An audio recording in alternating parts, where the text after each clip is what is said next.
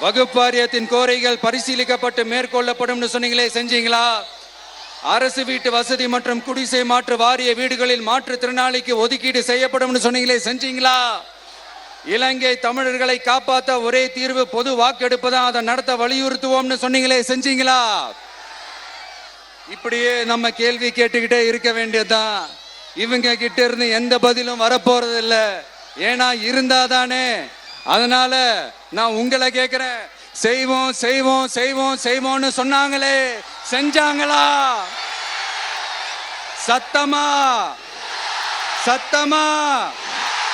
My dear, வேணாம் வேணாம் வேணாம். அப்படி கூப்பிட்டா, ஆசையா பாசமா கூப்பிட்டா அவங்களுக்கு பிடிக்க மாட்டேங்குது. அதனால கேக்குதா மை டியர் சிஎம் சார்? அவங்க பண்றது துரோகம்னா நீங்க பண்றது நம்பிக்கை மோசடி. இது ரெண்டுமே ஒண்ணுதான், ரெண்டுமே ஏமாத்து வேலை தான். இது ரெண்டுமே ஜனநாயக குற்றம் தான். இப்படி ஏமாத்துறதுல இவங்க ரெண்டு பேருமே ஒரே வகையறா தான்.